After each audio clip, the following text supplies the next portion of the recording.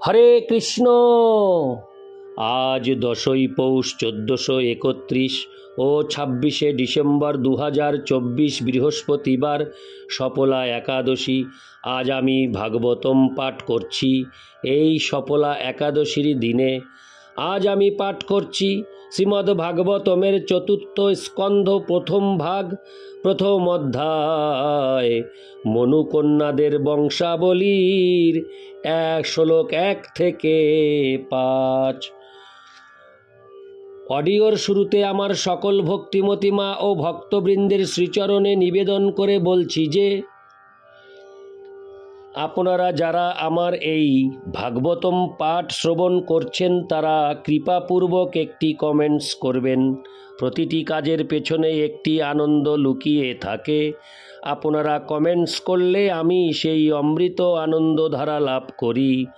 তাই যারা এই পাঠ কৃপাপূর্বক শ্রবণ করছেন তারা অবশ্যই কৃপাপূর্বক পাঠ শ্রবণ পরিশেষে একটি কমেন্টস করে আমাকে উৎসাহিত করবেন এবং সবশেষে জীবনের পূর্ণতা এই চ্যানেলটিকে সাবস্ক্রাইব করে আমার পাশে থেকে আমাকে উৎসাহ আশীর্বাদ প্রদান করবেন। আপনাদের সবার কৃপায় ভগবান শ্রীকৃষ্ণের আশীর্বাদে আমি চলে এসেছি চতুর্থ স্কন্ধে। আপনাদের আশীর্বাদ থাকলে এইভাবে আমি এগিয়ে যেতে পারবো। প্রথম অধ্যায় মনুকন্যাদের বংশাবলী, প্রথম অধ্যায় প্রথম ভাগ চতুর্থ স্কন্ধ। চতুর্থ স্কন্ধের দুটি ভাগ, একটি প্রথম ভাগ একটি দ্বিতীয় ভাগ। আমি চতুর্থ স্কন্ধের প্রথম ভাগে চলে এসেছি। মনুকন্যাদের বংশাবলীর শ্লোক 1। মৈত্রেয় উবাচ মনস্তু শতরূপায়াং তিস্র কন্যাশ্চ যজ্ঞিরে আকুতির দেবহূতিশ্চ প্রসূতিরিতি বিশ্রুতা। অনুবাদ: শ্রী মৈত্রেয় বললেন, স্বয়ম্ভুব মনু তার পত্নী শতরূপা থেকে 3টি কন্যা লাভ করেছিলেন এবং তাদের নাম হচ্ছে আকুতি, দেবহূতি এবং প্রসূতি। তাৎপর্য: সর্বপ্রথমে আমি আমার গুরুদেব বিষ্ণুপাদ শ্রী শ্রীমৎ ভক্তি সিদ্ধান্ত সরস্বতী গোস্বামী প্রভুপাদকে আমার সশ্রদ্ধ প্রণতি নিবেদন করি, যার আদেশে আমি ভক্তি বেদান্ত তাৎপর্য নামক শ্রীমদ্ ভাগবতের ভাষ্য রচনার বিশাল কার্যে ব্রতী হয়েছি। তার কৃপায় 3টি স্কন্ধ ইতিমধ্যেই সমাপ্ত হয়েছে এবং আমি এখন চতুর্থ স্কন্ধের কাজ শুরু করতে যাচ্ছি। তারই কৃপায় আমি শ্রী চৈতন্য মহাপ্রভুকে আমার সশ্রদ্ধ প্রণতি নিবেদন করি, যিনি 500 বছর পূর্বে ভাগবত ধর্মের এই কৃষ্ণ ভাবনামৃত আন্দোলন শুরু করেছিলেন। তার কৃপায় আমি ষড় গোস্বামীগণকে আমার প্রণতি নিবেদন করি। তারপর আমি চিন্ময় যুগল রাধা এবং কৃষ্ণকে আমার প্রণতি নিবেদন করি, যারা বৃন্দাবনে গোপবালক এবং গোপবালিকাদের সঙ্গে নিত্য বিহার করেন। আমি সমস্ত ভক্ত এবং পরমেশ্বর ভগবানের সমস্ত সেবকদের আমার সশ্রদ্ধ প্রণতি নিবেদন করি। শ্রীমদ্ ভাগবতের এই চতুর্থ স্কন্ধে 31টি অধ্যায় রয়েছে এবং এই সমস্ত অধ্যায়গুলিতে ব্রহ্মা এবং মনুর গৌণ সৃষ্টি বর্ণনা করা হয়েছে। পরমেশ্বর ভগবান স্বয়ং তার জড়া প্রকৃতিকে ক্ষোভিত করে প্রকৃত সৃষ্টি আরম্ভ করেন এবং তারপর তার নির্দেশে এই ব্রহ্মাণ্ডের প্রথম সৃষ্ট জীব ব্রহ্মা বিভিন্ন লোক এবং সেখানকার অধিবাসীদের সৃষ্টি করেন এবং পরমেশ্বর ভগবানের আদেশে নিরন্তর যারা কার্য করেন সেই মনু আদি প্রজাপতিদের দ্বারা জনসংখ্যা বৃদ্ধি করেন। চতুর্থ স্কন্ধের প্রথম অধ্যায়ে স্বয়ম্ভুব মনুর 3 কন্যা এবং তাদের বংশধরদের বর্ণনা দেওয়া হয়েছে। তার পরবর্তী 6টি অধ্যায়ে মহারাজ দক্ষের যজ্ঞ অনুষ্ঠান এবং সেই যজ্ঞ পণ্ড হওয়ার বর্ণনা করা হয়েছে। তারপর 5টি অধ্যায়ে ধ্রুব মহারাজের কার্যকলাপ বর্ণনা করা হয়েছে। তারপর 11টি অধ্যায়ে মহারাজ পৃথুর কার্যকলাপ বর্ণনা করা হয়েছে এবং তারপরের 8টি অধ্যায়ে প্রচেতা রাজাদের কার্যকলাপ বর্ণনা করা হয়েছে। এই অধ্যায়ের প্রথম শ্লোকে বর্ণনা করা হয়েছে যে আকুতি, দেবহূতি এবং প্রসূতি নামক স্বয়ম্ভুব মনুর 3টি কন্যা ছিল। তাদের মধ্যে পতি কর্দম মুনি এবং পুত্র কপিল মুনি সহ দেবহূতির বৃত্তান্ত ইতিপূর্বেই বর্ণিত হয়েছে। এই শ্লোকে প্রথমা কন্যা আকুতির বংশধরদের কথা বিশেষভাবে বর্ণনা করা হবে। স্বয়ম্ভুব মনু ছিলেন ব্রহ্মার পুত্র। ব্রহ্মার অন্য আরও অনেক পুত্র ছিল, কিন্তু মনুর নাম বিশেষ করে প্রথমেই উল্লেখ করা হয়েছে, কারণ তিনি ছিলেন ভগবানের একজন মহান ভক্ত। এই শ্লোকে চ শব্দটি ব্যবহার করা হয়েছে, যা ইঙ্গিত করে যে স্বয়ম্ভুব মনুর এই 3টি কন্যা ছাড়া আরও 2টি আরও 2টি পুত্রও ছিল। ইতি শ্লোক 1। শ্লোক 2। আকুতিং রুচয়ে প্রাদাদপি ভ্রাতৃমতিং নৃপ পুত্রিকা ধর্মমাশ্রিত্য শতরূপানুমোদিত। অনুবাদ: আকুতির 2 জন ভাই ছিল, কিন্তু তা সত্ত্বেও স্বয়ম্ভুব মনু এই শর্তে তাকে প্রজাপতি রুচির হস্তে সম্প্রদান করেছিলেন যে তার থেকে যে পুত্রের জন্ম হবে তাকে মনুর কাছে তার পুত্ররূপে ফিরিয়ে দেওয়া হবে। তার পত্নী শতরূপা এই শর্তটিকে অনুমোদন করেছিলেন। তাৎপর্য: কখনো কখনো অপুত্রক ব্যক্তি তার কন্যাকে এই শর্তে পতির হস্তে সম্প্রদান করেন যে তার সম্পত্তির উত্তরাধিকারী হওয়ার জন্য তার পৌত্রকে দত্তক পুত্র রূপে গ্রহণ করার জন্য তার কাছে ফিরিয়ে দেওয়া হবে। একে বলা হয় পুত্রিকা ধর্ম, অর্থাৎ পত্নীর দ্বারা পুত্রলাভ না করার ফলে ধর্ম অনুষ্ঠানের মাধ্যমে পুত্রলাভ। কিন্তু এখানে মনুর অস্বাভাবিক আচরণ দেখতে পাচ্ছি, কারণ তার 2 পুত্র থাকা সত্ত্বেও তিনি তার প্রথমা কন্যাকে প্রজাপতি রুচির হস্তে সম্প্রদান করেছিলেন এই শর্তে যে তার কন্যার পুত্রকে তার পুত্ররূপে তার কাছে ফিরিয়ে দেওয়া হবে। এই সম্পর্কে শ্রীল বিশ্বনাথ চক্রবর্তী ঠাকুর মন্তব্য করেছেন যে মহারাজ মনু জানতেন যে আকুতির গর্ভে পরমেশ্বর ভগবান জন্মগ্রহণ করবেন, তাই 2 পুত্র থাকা সত্ত্বেও আকুতির গর্ভজাত সেই বিশেষ পুত্রটিকে তিনি লাভ করতে চেয়েছিলেন, কারণ তিনি পরমেশ্বর ভগবানকে তার পুত্র এবং পৌত্র রূপে প্রাপ্ত হওয়ার অভিলাষী ছিলেন।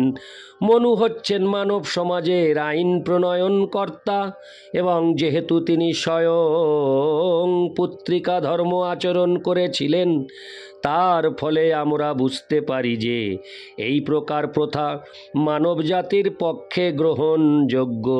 অতএব পুত্র থাকা সত্ত্বেও কেউ যদি তার কন্যার পুত্রকে প্রাপ্ত হতে চান প্রাপ্ত হতে চান, তাহলে সেই শর্তে তিনি তার কন্যাকে সম্প্রদান করতে পারেন।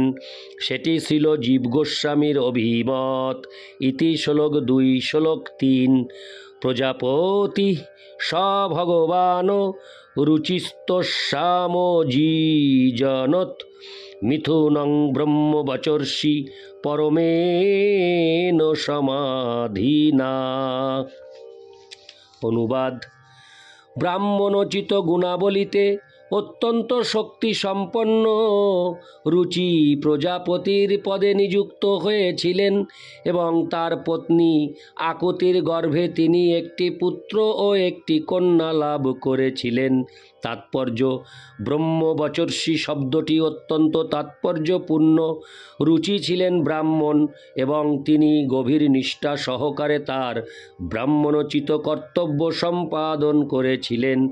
ভগবদ্গীতায় বর্ণনা করা হয়েছে যে ব্রাহ্মণের গুণাবলী হচ্ছে ইন্দ্রিয় সংযম, মনোসংযম, অন্তরে এবং বাইরে শুচিতা, আধ্যাত্মিক এবং জাগতিক জ্ঞানের বিকাশ, সরলতা, সত্যতা, পরমেশ্বর ভগবানের প্রতি বিশ্বাস ইত্যাদি।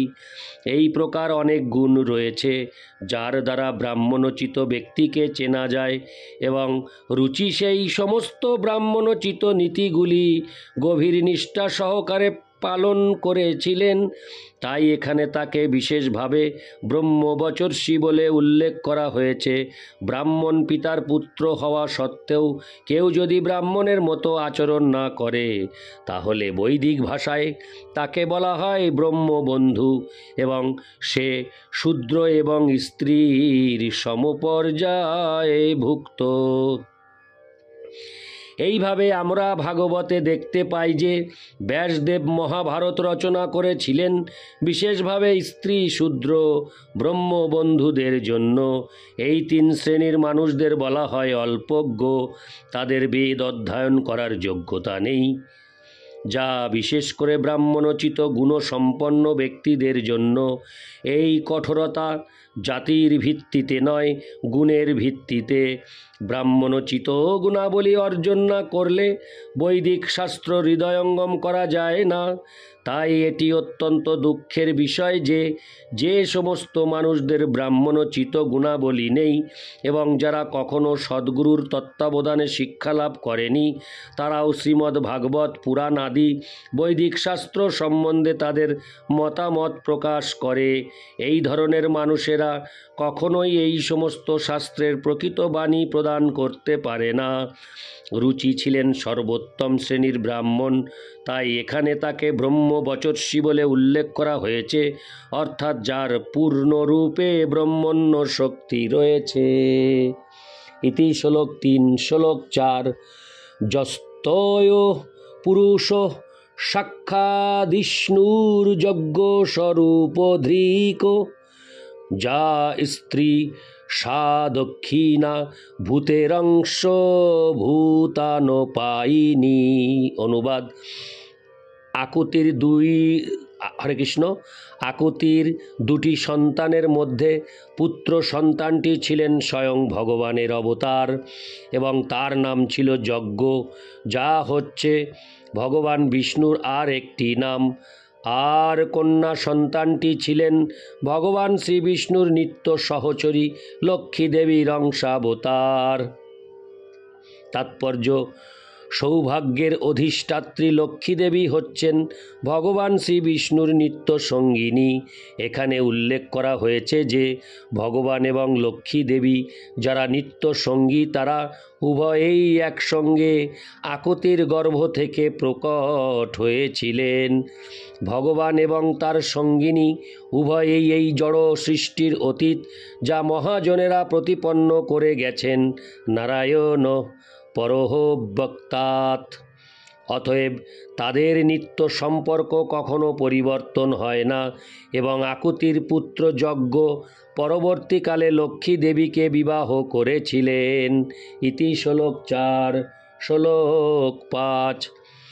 আনিন্যেষ গৃহং পুত্রং বিততরোচিষম স্বয়ম্ভুব মুদা যুক্ত রুচির জগ্রাহ দক্ষিণাম।